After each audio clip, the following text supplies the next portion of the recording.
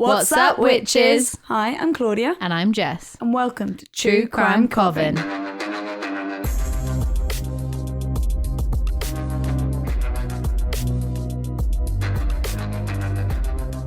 So, hi everyone. I just want to say, first of all, I'm really sorry for the delay in part 2 being released. If you didn't listen to the outtakes episode, then to fill you in, we took an unscheduled break because we were meant to record part 2 of the Soham Murders. And the week that we were meant to do it, in fact, the day that we were meant to do it, sadly, one of my closest friends took his own life. He was an amazing man called Ryan Chisholm. And he was actually someone who always encouraged me and kindly prodded me into channeling my interest in true crime into like a YouTube channel or a podcast. And so without his nagging, I probably wouldn't have ever gotten my butt into gear and started True Crime Coven. So I hope you now understand why we had a little unplanned break. My heart was and is broken, but I know Ryan would want me to continue this podcast. Listen through to the end for a list of numbers and resources to help you if you're feeling suicidal and depressed. I promise that you are more loved and will be more missed than you could ever know. Take care of yourself because the world does need you. In the description of this episode, I'm going to include the crowd fundraiser that Ryan's sister set up in his memory.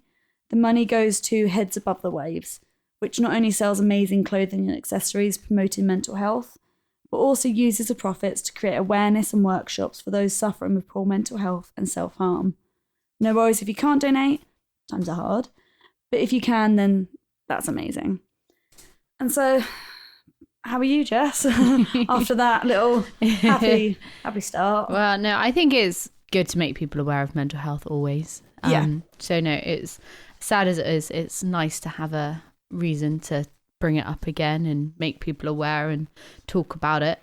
But apart from that, I think I'm good. We've been really busy in our impromptu break. So you've kept yourself busy. You've been to see My Chemical Romance. You're still growing a child. Yeah, went to watch My Dad Wrote a Porno as well. Another good podcast. Very, very different to this one. Yeah. It sounds like it would be. Yeah. But no, I would recommend if you like a good comedy podcast. Okay, I've actually not listened to it, so... Yeah. No, it is very funny. I've had to stop listening to it in public because I laugh out loud. Oh, yeah, I do that with podcasts. Yeah. So how have you been? So obviously I wasn't great and I still have moments of not being great, but I went to a really lovely wedding this weekend. Yeah. It was it was in like this beautiful place in Wales. It was just fairy lights everywhere and they had like tarot themes and they had a neon sign that said "Till Death." And like it was amazing. Just really like ethereal, gothic, spiritual, fairy tale kind of wedding. It was just beautiful. The bride looked phenomenal. I was going to say, in the video you just showed me of it, her dress is insane. And she had this amazing like headpiece on and just... That's so good. Yeah, it was a really beautiful wedding. It was a festival, so it was 2 days long and it was just probably a nice... Yeah, we stayed in the tent for 2 nights. Nice. We've got our blow-up mattress, so literally on the floor. But yeah, it was a nice break from reality. Yeah, and you and Mikey scrubbed up well too. Oh, thanks. So congratulations on that. Thank you. So I guess, should we get into murder? Yeah, on that positive note. I did, obviously, we were going to release this 2-part episode consecutive weeks. Obviously that unfortunately hasn't happened. So I did today go back and listen to part 1 just to refresh my memory. Yes. Yeah. And if you haven't listened to part 1, then you're going to have to listen because this isn't going to make any sense. Yeah. And I'm not going to go back through a 40-minute episode. No, unless you know the case very well, then yeah, you might be able to pick it up. In which case, why are you listening to part 2? Yeah. But no, definitely go back and listen to part 1. So, trigger warning, obviously child murders. Yeah. Unfortunately, rape and sexual assault, that of minors. And I do mention miscarriage briefly, but I don't go into any. But I just didn't want it to catch people off guard. Yeah. So a brief catch up. Holly Wells and Jessica Chapman went missing in the summer holidays of 2002. They were 10 years old, and sadly their bodies were found 13 days later. Picking up where we left off, Ian Huntley is starting to crack. He's losing weight, he's not sleeping, he started taking antidepressants. Obviously no shame in that in itself. No. And police were starting to put all the pieces together. Not only had Huntley come forward as the last person to speak to Holly and Jessica on their way home from the sports centre, he had also continually inserted himself into the investigation, asking how it was going and what leads they had. On August 5th, they paid a visit to Huntley's house. Now, I believe at first this was purely to take a statement from him as the apparent last person to see the girls alive. Despite no incriminating evidence being found, they became suspicious again at just how clean his house was, as in it was next level clean. The carpet in the dining room had even been scrubbed and was still wet with a lemony scent emanating from it. This he tried to explain away by stating that he had had a flood in that room. Additionally, several items of clothing hung on the washing line despite rain beating down.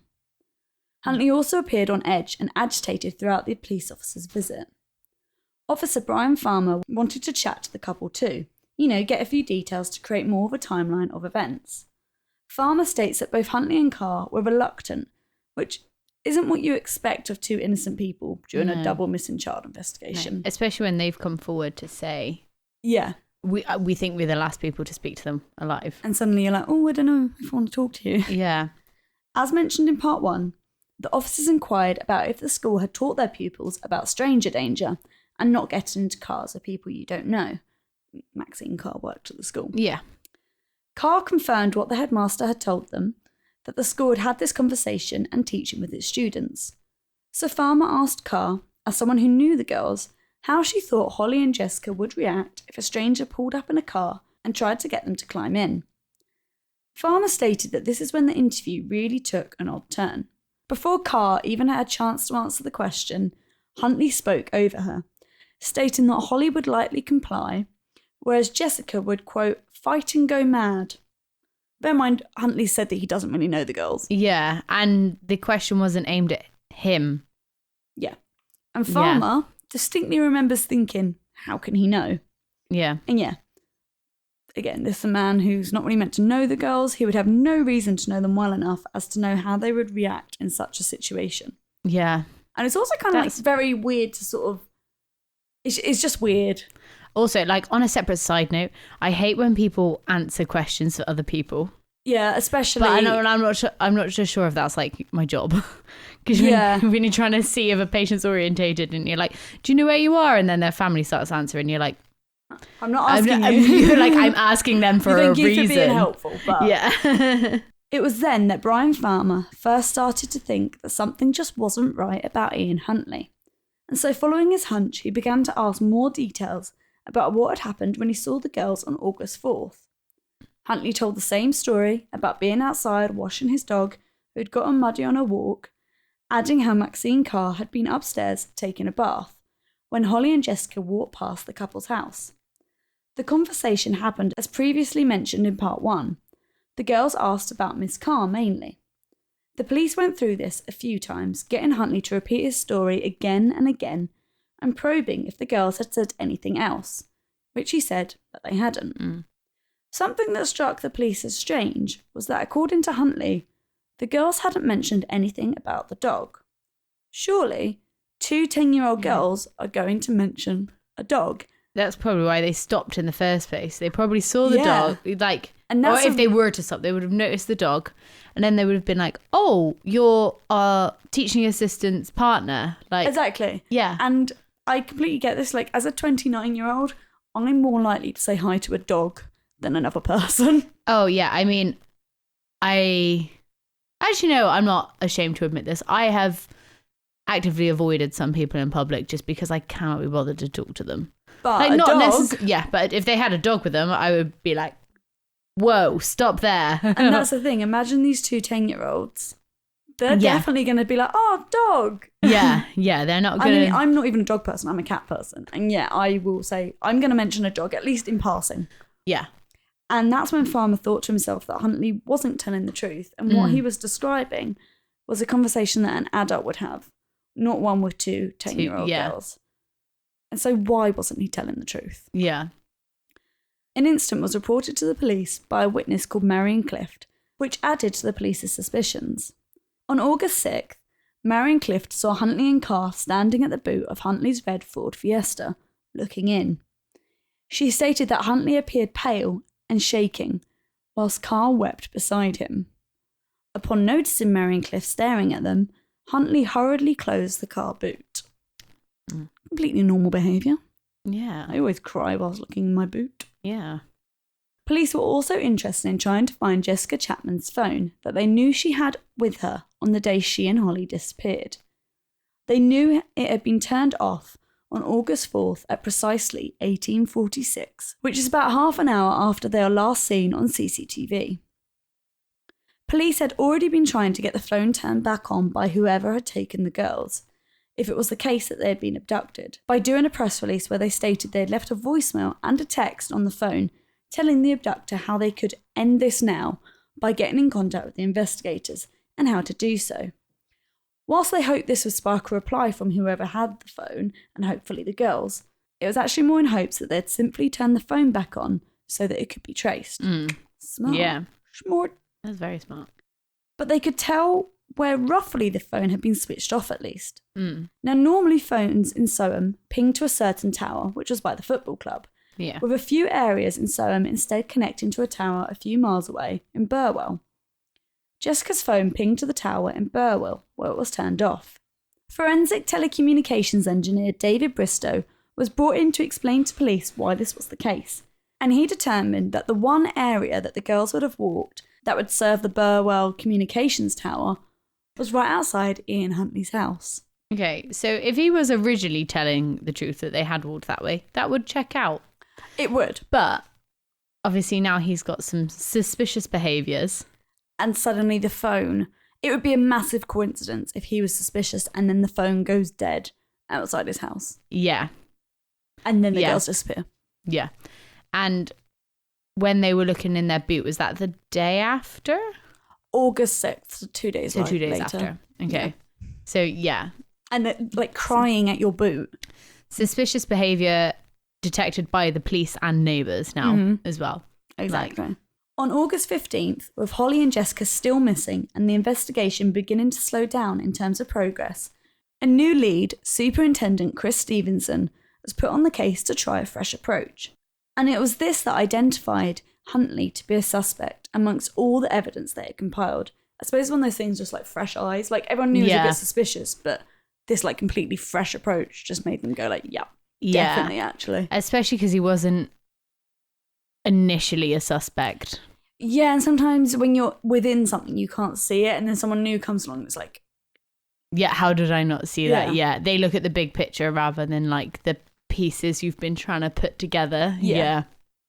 Need an outside eye. Yeah. Huntley became the focus of their attention.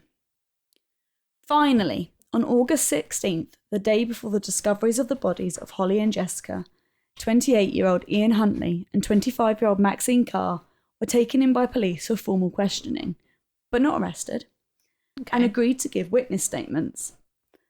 The couple were questioned in separate locations for around 7 hours each before being placed in a safe house.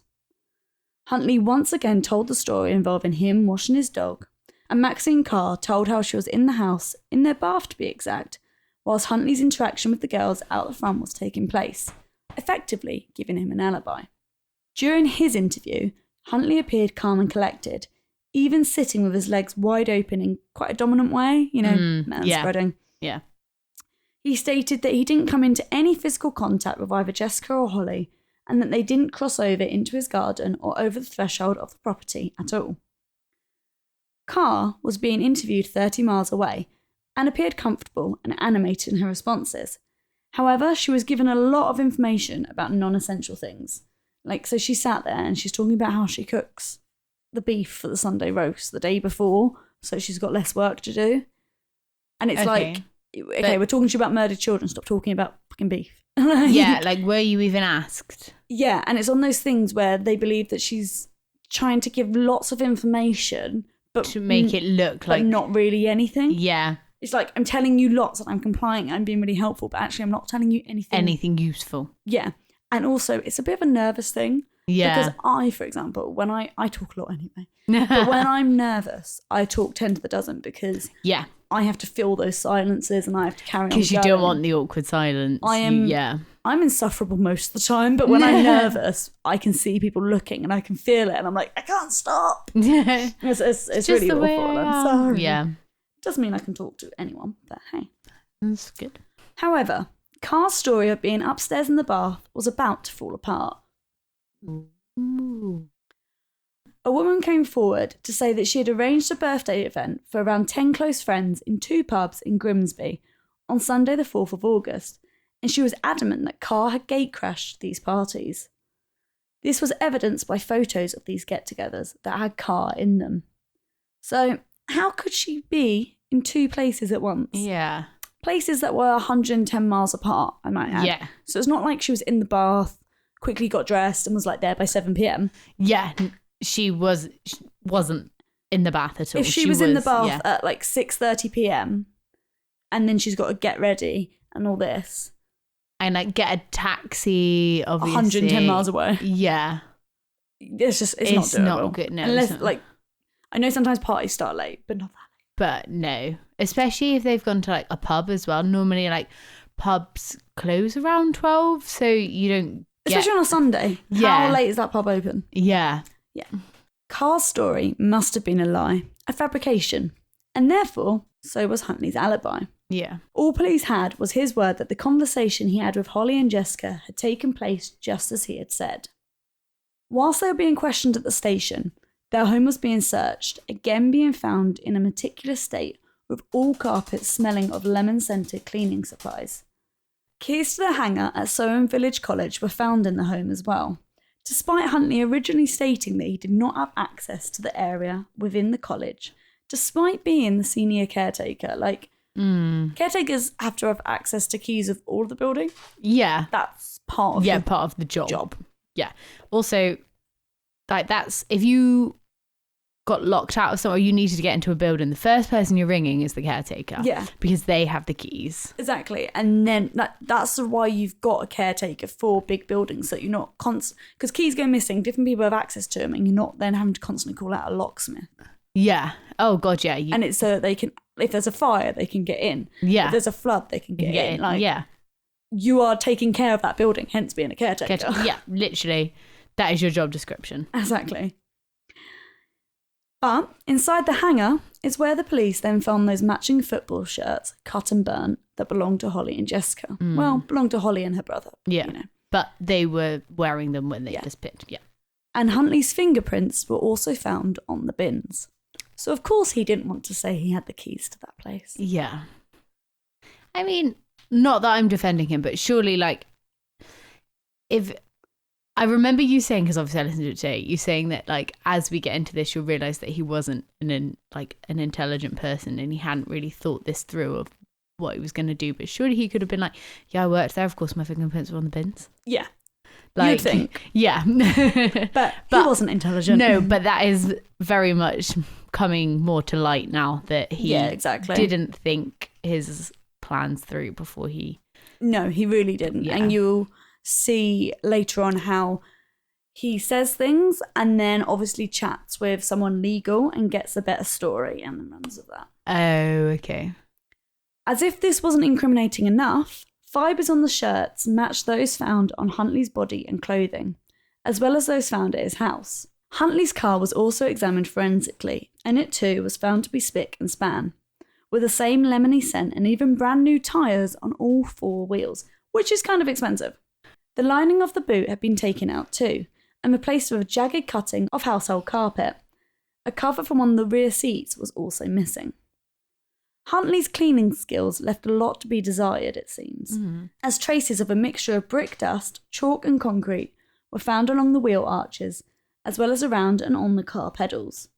This mixture would soon become crucial in linking Huntley and his car to the murders, because it was subsequently found to be near, like, the road near where the bodies were discovered. Okay, yeah. So obviously he'd driven down there, he'd gotten out, he'd walked on it, and then he'd put it all over the car. Yeah. So, yeah. Yeah.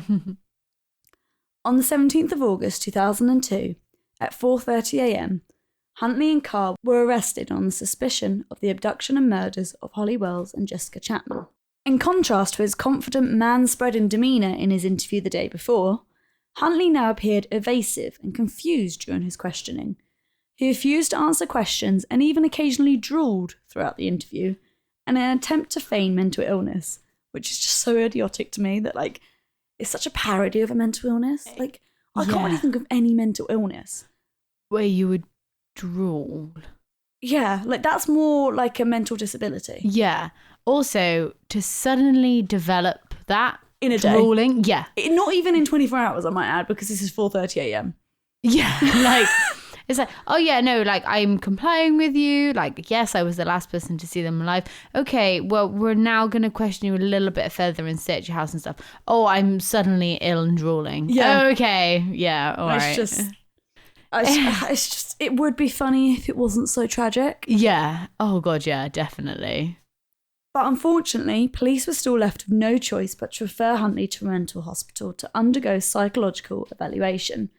Because obviously, if he said anything and they hadn't done that, it would just all be thrown out. Oh, God, yeah. It wouldn't be. Definitely. Yeah, you've got to tick all the boxes, haven't you? And yeah. But it's just another way to delay things. Yeah. Oh, yeah. And again, when we talk about things in his past, you'll see it as he probably thought maybe if he delayed it enough, it would work. However, during her interviews, Carr quickly broke and confessed to the detectives that she had been untruthful about her whereabouts on August 4th. And I guess when confronted with photo evidence, she can't really, like, say much else. Especially because it sounds like they had such a story that they'd come up with between them. There was no, like it was like, you were in the bath, I was talking to the girls, this happened, then they went on their way. Like, that's the story. Okay, well, we have found these photos that don't match a story. Yeah. And as you said, they're clearly not the brightest buttons in the box. No, she probably was like, can't come up with anything on the spot. So yeah. She finally told them that she'd been in Grimsby and had only returned to Soham 3 days later on August 7th. She had provided a false alibi for Huntley, as she stated that he had called her saying that he had seen Holly and Jessica before their disappearance and told her, "The thing is, Maxine, they came in our house." Huntley stated that Holly had had a nosebleed, and so the two girls had come into their home so that Huntley could help them stop the nosebleed, and that Jessica had sat on the bed whilst he did so. Then, once the bleeding had stopped, he claimed both girls left the residence. Due to Huntley's criminal past, which we'll get into shortly, he told Carr that the relating arrest in his past had caused him to have a nervous breakdown, and he didn't want anyone to think he was involved with Holly and Jessica's disappearance, and then place the blame on him, due to his past. Therefore, Carr agreed to concoct a story with her partner and provide him with a false alibi. So to her, she's saying, look, he told me, oh, fuck mate, the girls came in here, like, yeah, help me, because if I tell them even that the girls are in here, that's it, I'm done for. And she's thinking, oh God, like, you've helped them, you haven't actually done anything wrong. This is what she's saying. Anyway. Yeah. Carr claimed to believe the story Huntley had told her, and when informed of the discovery of the girls' possible remains, because they found them later that day, along with the ample evidence against her fiancé, she burst into tears and began to shout in disbelief that it can't have been him. Now, I'm side-eyeing this interview and behaviour because remember, this is the same woman who also referred to Holly in the past tense in an earlier interview. Yeah. She states, when questioned about this during trial, that she did so because she taught them in the past.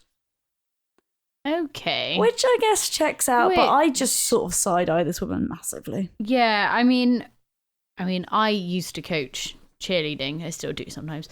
But I've, like, the kids that I coach, I don't talk about them in the past tense.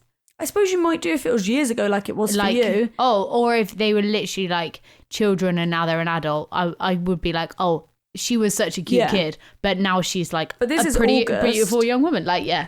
Like, this is August, and what schools tend to check out. Yeah. School terms tend to end in like what, June? Yeah, because you get 6 weeks off, so it's like you get all of August and then a bit of like July. Yeah, so they put it this way: it's not like she's not seen them for years. Yeah, and I can't remember what you said about her, but it was like, oh, she was such a lovely girl. Yeah, something like that. she still is. Like, it's not like she's now an adult and yeah. Like, you saw her literally probably a month ago. Yeah, or it's not like she was a lovely girl and now she's a horrible girl. Like, like she hasn't changed that much in 3 weeks. By August 20th, the police had gathered enough evidence from Huntley's home, car and workplace to formally charge him with 2 counts of murder, which they did so whilst he was detained for observation at Rampton Secure Hospital in Nottinghamshire, with all preliminary hearings postponed until after the conclusions of his mental health assessment. Carr was charged with attempting to pervert the course of justice too. She maintained contact and professed her love and care for Huntley until December 2002, writing him several letters and inquiring about his welfare on a regular basis. Stood by her man. It's quite a while to stand by him as well through all of that. Like, good couple of months to still... Yeah. When he's dragged you down with him. Yeah. Yeah, I mean, love is blind. I know. So before we get on to Huntley and Carr's sentencing, I mentioned that Huntley had a criminal past. So let's go a bit into his life. Okay. Once again, you're going to be frustrated. Standard with these kinds of things, I think, now. Yep, limber up for it. Huntley was bullied in school a lot, to the point where he had to move schools. Oh, wow. He would, in turn, cope with this by doing the classic thing of them bullying other smaller, younger kids. Okay. He was seen as weird and a loner, you know, all the classic things that people say about those that turn out to be murderers. Yep. Reportedly, when Huntley was a teenager, he caught his dad, whom he looked up to, like many sons do. Yeah. And his dad was cheating on his mum. His dad was apparently quite a stern man, and at being caught, he became annoyed and angry, which he took out on the adolescent Huntley, which criminologists believe could have been the point at which a connection was made between sex, relationships, infidelity, and violence within his psyche. I don't know, personally, but I'm not a criminologist. They literally have more qualifications than me in crime. I get where they're coming from, because at that age, he was probably starting to get those feelings, and then seeing his dad with someone who's not his mum, and then he gets punished for it, for finding out, and you're going to start associating those things. Yeah, I guess. But yeah, I mean, obviously, still not an excuse for him. But part of me thinks once a wrong 'un, always a wrong 'un. Yeah. But then I do believe it's nurture, not nature, so. Yeah, definitely. At his dad's request, Huntley joined the Air Training Corps at age 13, which ignited an interest in a career within the RAF, which never came to be. Oh, okay. Huntley also enjoyed plane spotting, and through this hobby he became familiar with RAF Lakenheath, where the bodies of Holly and Jessica would be disposed of in 2002. Okay. There's the connection. Yeah, I was going to say more links coming together. Huntley left school with 5 GCSEs and worked a procession of menial jobs. In 1995, 20-year-old Huntley married 18-year-old Claire Evans after just 6 months of dating. He proposed after 2. Wow. However, the marriage only lasted about a week due to Huntley's temper and violence, the climax of which saw him beat Evans so badly that she suffered a miscarriage. Oh my God. Yeah. Also, she then went on to marry his brother. I don't know how that made him feel, though. That's a bit of a random one. Yeah. I guess it's like, I really like you, but you're a bit of a shit. So I'm going to go with your brother. Yeah, because he's very similar to you. Yeah. Also, just to go back to that relationship, that was a very whirlwind relationship. To get to get engaged, married, and divorced, and separated. And be expecting a child together, lose the child, and then divorced. All within 7 months. Yeah, I was going to say less than a year. In March 1996, Huntley was charged with burglary after he allegedly broke into his neighbour's home in Grimsby and stole electrical goods, jewellery and money. However, this resulted in no prosecution due to lack of evidence. Huntley, more notably, had a history with young girls, namely establishing sexual relationships with those under the legal age of consent, which for the record is rape. Yes. Because they can't consent. Yeah. So there's no such thing as a sexual relationship with a 13-year-old. No, if you're 20. Yeah. That's rape. Yeah, they're not a consenting adult. Yeah, they like, can't consent they are to that. still a child. I think there are things to say that like a 15-year-old and another 15-year-old can consent to each other. I remember in my child protection training at work, there are things in place for that. It's not statutory rape anymore. Okay. Yeah. But yeah, in this case, it's rape. Oh, yeah. I mean, if he's 20 odd and she was 13, that's so wrong. Yeah, and I feel like 13, you're starting to understand all those kinds of things, but you don't know. You're definitely a child. Yeah. You're not a young woman. I'm sorry, you're not. No, you are not. 3 of the girls were 15 and 1 was even 13. And Huntley at this time is 21 to 22.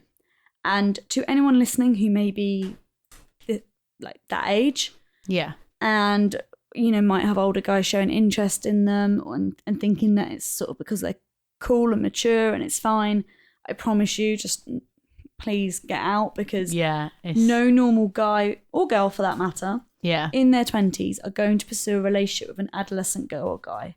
And that's no bearing on how great or mature you are. It's just not a normal thing to do. And I promise you there's a reason why they're not able to date someone their own age. And please, if you're in that situation, just stay away from them. Also, I know people are like, oh, age is just a number. And I'm like, yeah, it is. But also, you develop a lot between like 13 to 20. Oh, massively. Yeah, that's the thing. When you say age is just a number, that's like between a 30 and a 40-year-old. Yeah.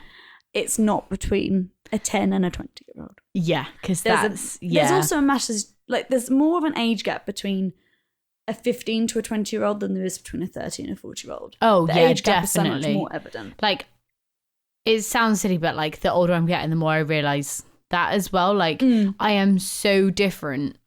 Like, was so different between like 15 and 18 and then like 18 and 21. But actually, there's like, haven't changed that much since I was like about 24 now. So, and exactly. Yeah. So just, if you're listening to this and you're in any sort of situation like that, just please trust us as people who have once been adolescent girls. Yeah. That men in their 20s who pursue relationships with those that much younger are weird. So weird. And you'll glow up in your 20s. So, you'll have the best time. You'll be way out of their league.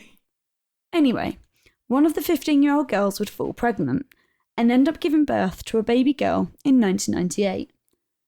Huntley was reported to the police on at least 3 occasions, but was not charged for his actions, as each of the girls denied sexual involvement with him, refusing to file complaints or accept help from social services.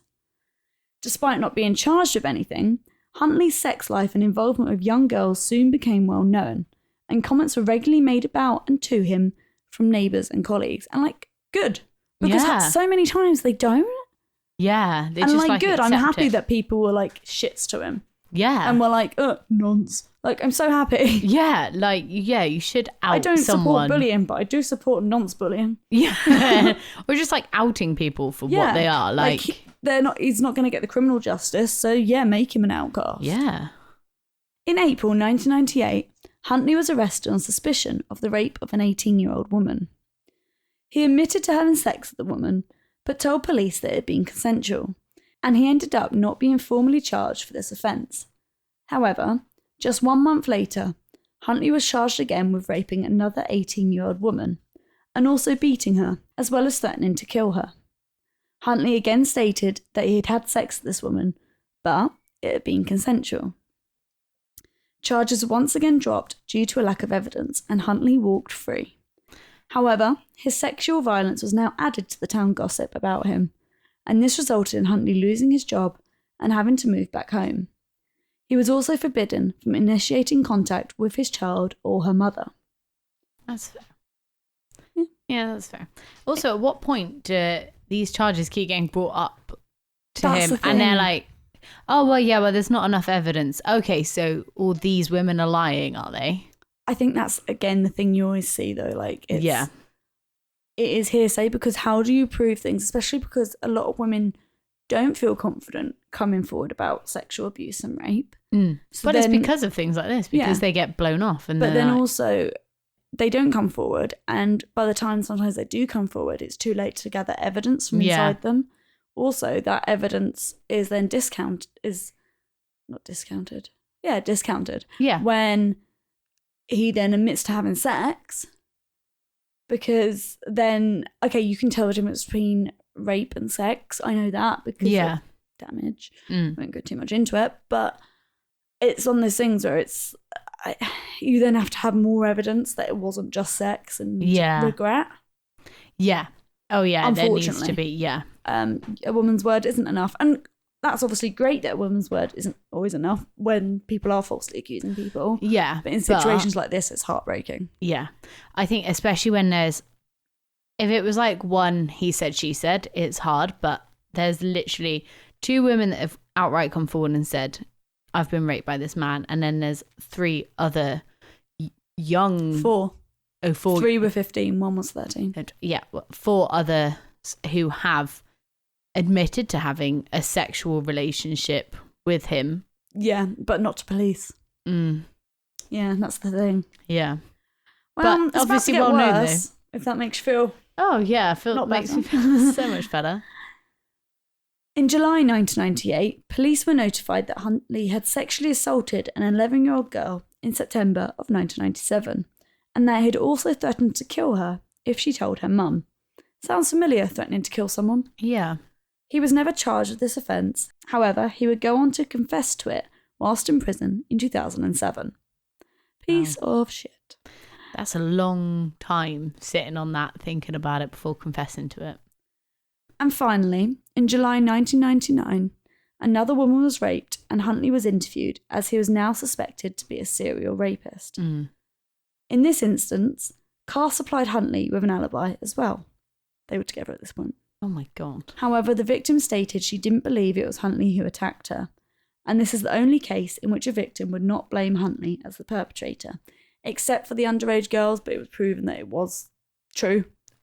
Also, if you find out that your partner has raped someone or potentially raped someone and you give them an alibi, you are just as bad as them, in my opinion. Of course. But the only thing I'm thinking in this is it might be the one case where I think he was picked up by police because they thought, they sort of knew he was a serial rapist, but they never had enough evidence to push that further. Yeah. So they then picked him up for this rape, and then the woman was like, oh no, that's not the guy. Okay. So that might have been a real alibi. Yeah, might have been. Let's give him maybe one tiny benefit of the doubt. He doesn't fucking deserve it. But now, the youngest girl that Huntley is known to have raped was just 12 years old at the time. Although, as stated previously, he had attempted to rape an 11-year-old girl too, the one he sexually assaulted. After his arrest for the murders of Holly and Jessica, several former partners of Huntley's would come forward to say that he was violent and domineering in their relationship, after initially presenting as charming in the early stages, which is classic of a narcissist and an abuser. He would control and restrict contact between his partners and the outside world, including with their family and friends. He'd also supervise any contact they did have. Wow. And if they challenged his behaviour or tried to leave him, he would emotionally blackmail them into staying with him. All classic signs of a narcissist and just an abuser. Yeah. By 2001, Huntley was well known to Humberside police, having been reported to them on 10 separate occasions and to social services 5 times. That's with the underage girls. Yeah. And now it makes sense as to why he didn't want it known that Holly and Jessica had been in his house. That's mad. Even if it was true, I know, because even if it was true that he hadn't hurt them, this wouldn't have looked good in light of his previous arrests. Definitely. Interestingly, when he agreed to interviews about being the last person to see Holly and Jessica alive, he stated he would only do so if it was kept for local news only and not released to national news. He stated he wanted this as he believed it to be a local matter, and therefore the information was only important to locals. Like, he thought they were still locally kept. Yeah. Now, I see this as one, he already knew that he had disposed of their bodies out of area. So he was trying to get everyone off his scent from the get-go, yeah. But it's also thought this was actually to stop people coming forward about his previous charges, because other people in Grimsby knew who what he was like. Yeah. But if he kept it local. So I'm assuming where he lived then, they didn't know about all this. No, not in Soham. No. but in 110 miles away in Grimsby, they did. They all knew, yeah. So if it was national news that he was showing on, then someone would have come forward and been like, actually, I think he needs to be a suspect because... You need to look into this guy and his... Yeah. Because of his previous... Yeah. Clearly, he was trying to toe the line between inserting himself into the story, as murderers often like to, and also not having his past catch up with him. He wanted to have his cake and eat it. Mm-hmm. It's also such odd behaviour because if you truly want to help find a missing person, I'm like, put this everywhere. Oh, God, yeah. I'm not like, just keep it here because I think that's where it's important. It's also not his call to make that decision. No. He's not an investigator. No. And, Shut up, sit down, stay in your lane. Once again as well, we have someone committing murder who has a whole history that has never seemed to land them in quite enough trouble. And it's so frustrating because, to me, first of all, if he'd ever been convicted, perhaps Holly and Jessica would be alive and well, and in their 30s with careers and families. That's always the frustrating thing, isn't it? When you look back and you're like, oh, well, like from this point of view, it's so easy to be like, oh, well, if this had happened, if this had happened, but obviously. But also, it just reminds me so strongly of Mark Dixie's past in the case of Sally Ann Bowman. Yeah. Which we covered in episode number 3 called She Almost Made It Home. And it just makes me want to scream because it's one of those things where, like, had that person been stopped, or something. Yeah. Yeah. I understand that, like, from what we've just spoken about, it seems like police really did want to get the guy, but it was so difficult. Yeah. So I'm not necessarily saying it's them. It's just still frustrating. Especially, as you said, if there was, like, no evidence that these poor women had been raped and it's his word against theirs. Yeah, there was apparently nightclub footage of one of the 18-year-old women, but all it showed is them talking. So there's nothing to suggest that she didn't... I mean, you can go home willingly with someone and still be raped, because just because you go home with someone doesn't mean you're consenting and that you can't change your mind. But, I mean, it was just... There's no evidence. Yeah. The fact that he got away with his abusive behaviour towards his ex-partners and with the previous charges against him relating to rape and violence against women only served to reinforce his controlling and misogynistic mindset and boost his confidence in evading consequences for his actions. Huntley was detained for 2 months at Rampton Secure Hospital, where his mental state was extensively assessed by consultant forensic psychiatrist Christopher Clark, who concluded that whilst Huntley was a psychopath, he did not suffer from any major mental or psychotic illness, nor had he been at the time of the murders or his arrest.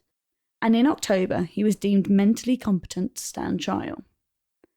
At the preliminary hearing, on June 16th, 2003, at the Old Bailey, Huntley pled not guilty to the murders of Holly Wells and Jessica Chapman, but he pled guilty to the conspiracy to pervert the course of justice. Maxine Carr pleaded not guilty to this charge and to the charge of assisting an offender.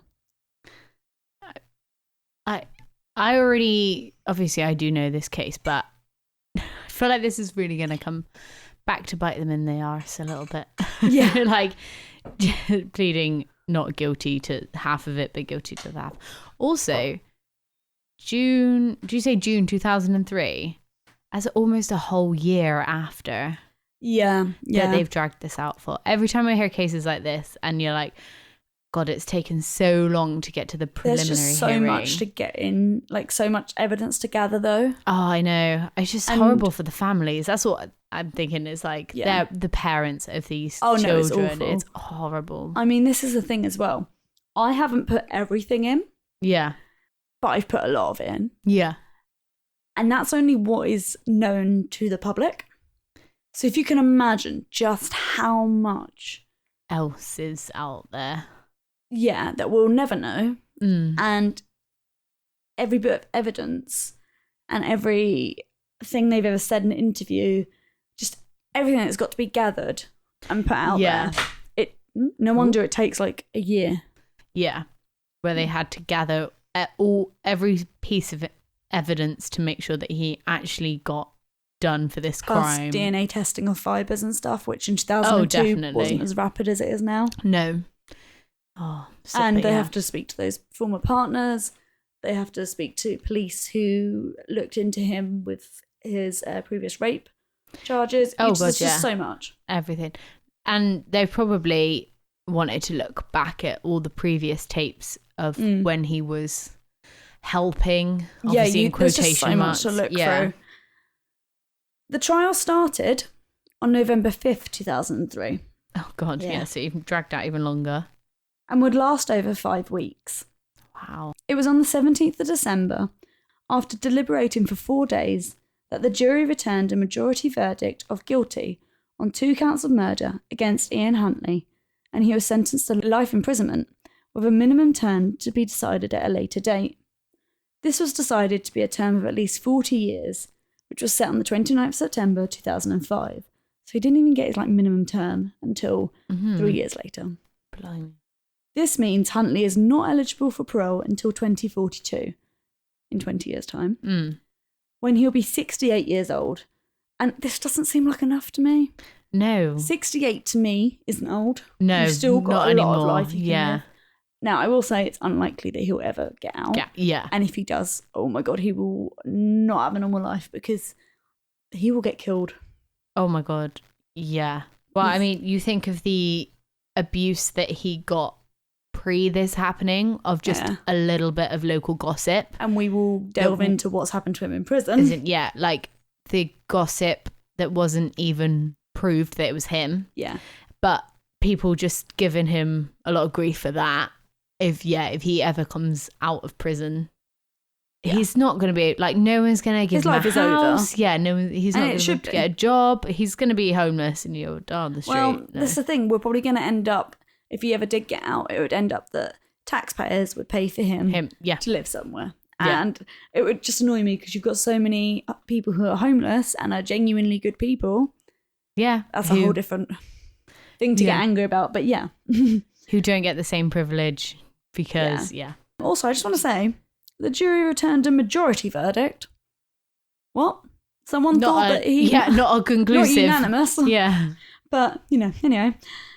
Carr changed her plea to guilty for a charge of perverting the course of justice, but kept her plea as not guilty for the charge of assisting an offender, and the jury accepted that she believed his claims of innocence, which led to her only being charged for perverting the course of justice, which saw her receive 3.5 years in prison. She's since gotten a new identity, but she's had to be moved a few times because people have falsely identified other people as being her and attacked them. So she's not safe. Oh, okay. And a lot of the time it is worse to be a woman involved in a case like this. Yeah. Anyway, you are seen as more of a monster because women are meant to have a mothering instinct. Yeah. Plus, she was a teaching assistant. Yeah, she knew the girls personally as well. Yeah, and I think a lot of people think that she had more knowledge and more involvement than she was charged for. Just to play on that as well, there's one thing that's really bugging my brain, which makes me think that she did have more involvement, and that's the neighbour seeing her look in the car boot and cry.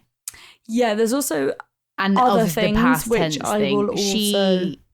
She obviously, I don't think she had anything to do with their murder. No. But I do think she helped him cover it up. I think she knew they were dead, and I think she helped dispose of them. Yeah. Personally. Definitely. There's also some other things that suggest that. Okay. Which we'll get into. Well, actually, we're going to get into it now, because I just realised where we are. So let's go for it. While we're on the subject. What actually went on in the house that day is still largely unknown, because the only person who got out alive was Huntley. A notorious piece of garbage. I was going to say piece of shit, and then I thought it was harsh, but it's not. No, it's not. I don't know why I thought that was harsh. I think, a piece of shit is quite a nice phrase to use. Now, earlier he said that Jessica had sat on his bed whilst he tended to Holly's nosebleed.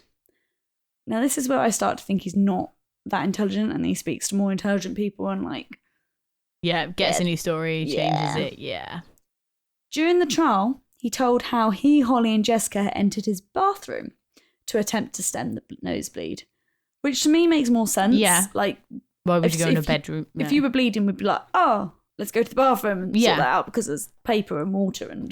And which is why I believe that this is a story he came up with after counsel with his lawyer. Yeah. Whereas he originally said that they went into his bedroom, I think that was maybe to try and explain away any DNA the police might find of Jessica's on his bedroom. Yeah. Do you know what? As soon as you said that he said Jessica sat on the bed, I was like, because in my head, my logic was, well, obviously go to the bathroom. Yeah. And then or the kitchen. Just the kitchen, yeah. But somewhere with like easy to clean surfaces. Even if they had an ensuite to their bedroom, why would you use that bathroom? As a 10-year-old kid, sitting on an adult's bed felt weird. Like, yeah. I never really went into, like, I remember as a kid, like, when you'd go to your friend's house, if you ever went into their parents' bedroom for any reason, it felt weird. Yeah, you would just stand there, like, barely. Awkward. Yeah. So, I mean, the only place surely she would have sat if they went in is on the sofa. Yeah, exactly. So I believe that he said that originally because he's like, I have to explain away why she was on the bed. Yeah, why her DNA. Then when speaking to a lawyer, he was like, that makes no sense. You go to the bathroom. And also was probably like, why are you mentioning the bed? They won't check the bed. Yeah. So but now that you've said the bed, they're going to look at the bed. So yeah. Exactly. It also served to create a more credible story of the accidental death of the girls. So Huntley states that he slipped whilst helping Holly with her nosebleed and had accidentally knocked her into the bathtub. So in my head, the way that makes sense is she sat on the edge of the bath and he's like grabbing towels and he accidentally knocks her for whatever reason. Yeah. It still sounds like bullshit, but that's how I can see it happening. A tub which he stated was already filled with water, as he had, of course, been cleaning his dog. But I thought he was cleaning his dog at the front. So I guess it could mean that like he was hosing them down out the front and then he was going to take them upstairs, soaking wet apparently, upstairs to have like a proper bath. I mean, I don't have a dog, so I don't groom a dog, but I can't imagine for a dog you fill a full bath. Yeah, again, we don't know the size of the dog. There's just so many things. Either way, I think that this is one of those stories where part of it's true, but obviously this part is him trying to explain something that obviously didn't happen. But I do believe that they were killed in the bathroom. Okay. And you'll see why. So yeah, he's saying that he accidentally knocked her into the bath. She hit her head and she's like passed out, whatever. Yeah. Knocked out in the bath, drowning. It was then at this point that he panicked and froze, and Jessica allegedly witnessed this all happen and began screaming that he pushed her being Holly, in an attempt to stifle her shouting. Huntley states that he puts his hand over Jessica's mouth and accidentally suffocated her. And then as he was preoccupied with Jessica, Holly subsequently drowned. Yeah. Now, I noticed a few things in his story. One, again, we've spoken about it before. It takes a while for someone to suffocate. Yes. How long is he holding his hand over that girl's mouth? She would also pass out. Yeah. She would also, I suppose, a man's hand compared to a 10-year-old's face, though. But yeah. Also, she would pass out before and therefore stop screaming. Yeah. Also, there's better ways to calm down a 10-year-old, I believe. Also, if she's screaming, saying you pushed her and it was an accident, your this is basic first aid that you get taught. If you've got two patients and you don't know what's happening, one's screaming and one is quiet, you're not concentrating on the screaming one because they're breathing. Yeah. You're looking at the unconscious one because you don't know if they are breathing or not. I believe people panic, but If you're watching a child drown and watching a child scream, you're going to go to the drowning one. Yeah. But notice too how this story shifts part of the blame for Holly's death on Jessica. Yeah. Because he's sort of saying, well, if I hadn't been so occupied with you, she could have been okay. Yeah. And to me, that's like another further way of him as a psychopath. Even though the story isn't true, they start to believe their own lies. To him, it's like, oh, well, it's not even my fault that she died, because if she had shut up, I wouldn't have.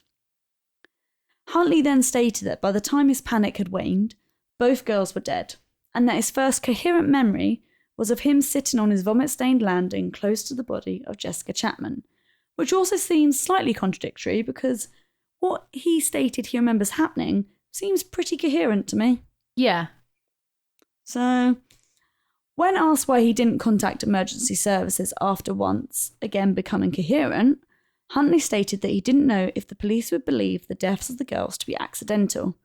And let's be honest, this is probably because the evidence at the scene would point to it not being. Yeah. And it's also because, in my opinion, I believe the girls were sexually assaulted, given his history.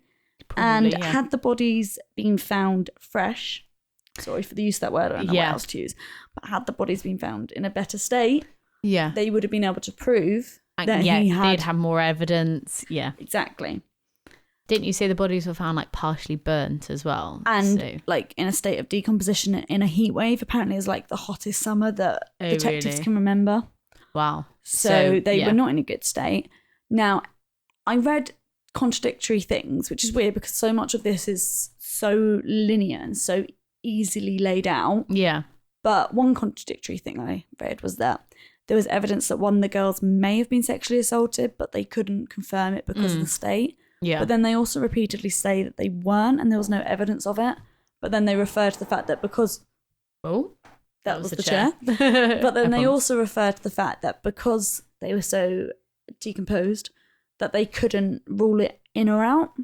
Okay, so... But I personally believe with his history and everything, and I also believe that's why he said that Jessica was on his bed, because... Yeah. Unfortunately. Yeah. I believe they went through an ordeal. Also, when we talk about Jessica sitting on his bed, it's important to note that Maxine Carr returned home to fresh bedding. Despite her saying herself in a police interview that Huntley was no good at cleaning. Okay. So it's unlikely he would have just like... changed the bedding because especially because he was needed. abusive and controlling. Otherwise he going to be like all caring and change the bed sheets. Yeah. She stated that she originally thought that he had been cheating. And that's why he changed the bed sheets. Yeah. Now, it seems like there could be an element of truth in Huntley's story, and that is in as much as the killings taking place in the bathtub. Okay. As Carr would testify that there was a crack present in the enamel when she returned from Grimsby, which had not been there before her trip away. So Huntley had to include the bathtub in his story because... to explain the crack. That police were obviously going to... Also, how hard is he... I'm going to say this all in like inverted quotes here, but how hard is he slipping to accidentally push a child into a bath full of water for it to crack it? Exactly. Yeah. It's just really not adding up to me personally. It is believed that in terms of motivation, Ian Huntley acted out of sexual motivation. We know he has a history of young girls, one as young as 11 years old. They were 10. And so, in short, he was and is a paedophile, with a criminal psychologist ruling him as a latent predatory paedophile. However, with his past, how latent was his paedophilia really? Yeah. And perhaps something that makes his case even more heartbreaking is that it is believed that the murders weren't premeditated. It was just a case of Holly and Jessica, by chance, walking past his house. Wrong place, wrong time. On a day that Maxine Carr wasn't there. So there was no one to stop him. And he'd just had that chance. Urge. Yeah. Yeah. I was going to say sexual urge, but Yes, it's disgusting. Ugh. And that sort of concludes it. So I will just mention that Ian Huntley, thank fuck, has had an awful time in prison. Yeah. He has tried to kill himself numerous times. In fact, he tried to before he even went to trial. By stockpiling his antidepressants. He has been burnt, and I know that a lot of the time in prison they burn by adding sugar to it so it sticks to your skin. He has also had his throat slashed, although it wasn't enough to do any real damage. So yeah, he has had an awful time in prison, as he should, and paedophiles tend to not do very well in prison. No, especially... let alone double murderers. Yeah, I was going to say, people who've murdered children and paedophiles and people who have actually acted on those sexual thoughts of children as well. So they don't do well in prison, and good. And as you said, because of that, he won't do well in society if he ever gets out. I think even for his own good, they'll just keep him in prison. Yeah. And I hope he rots in there. Yeah. However, one good thing to come out of this was that, so when Ian Huntley applied for the job at the college, he did so under a false name.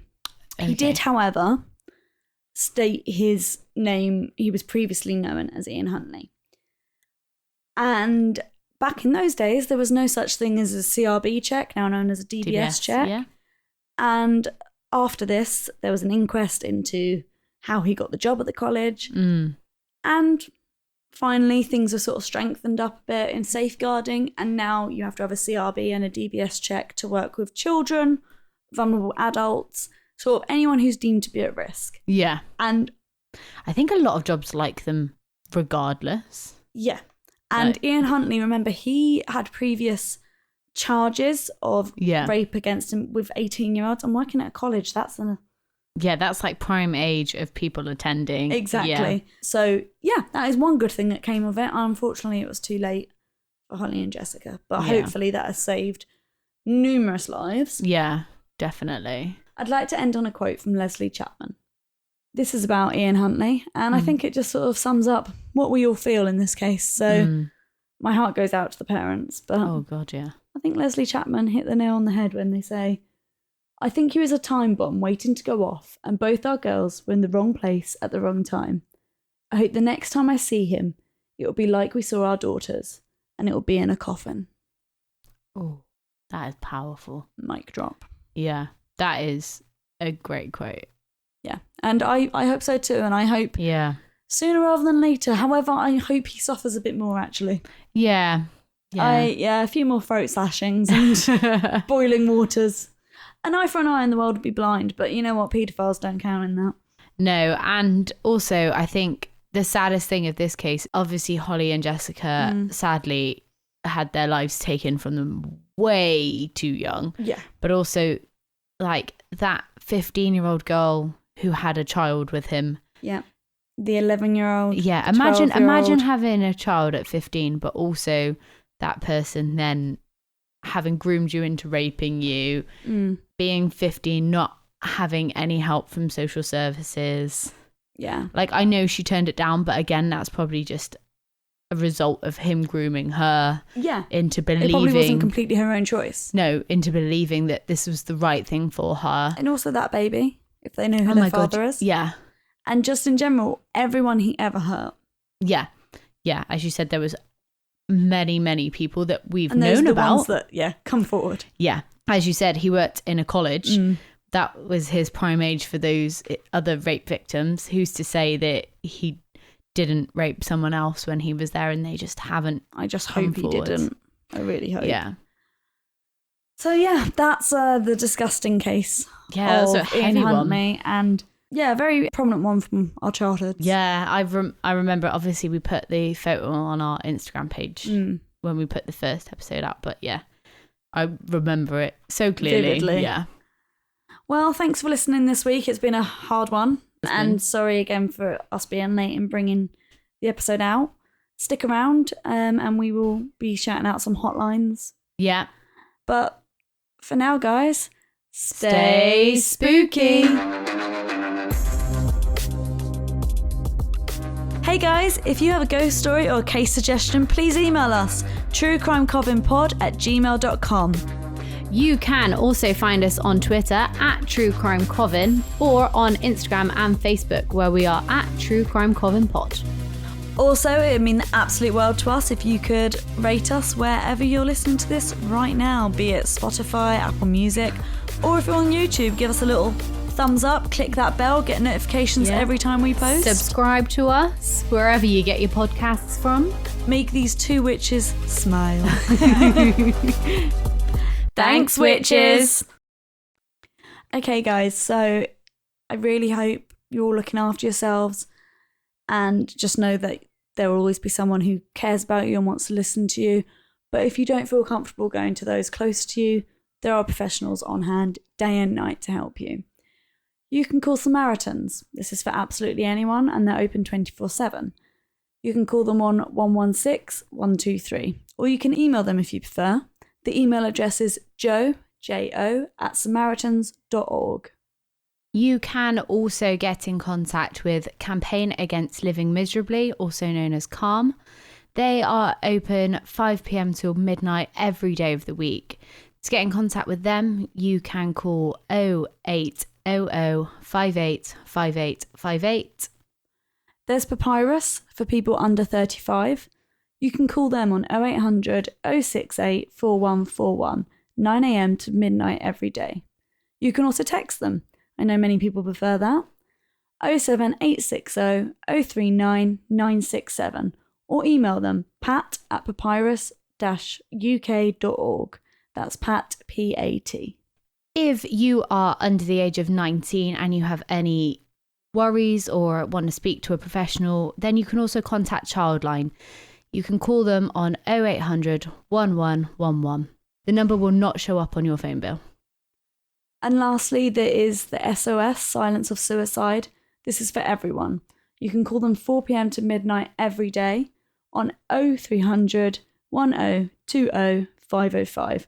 Or you can email them, support@sossilenceofsuicide.org. You can also message a text line.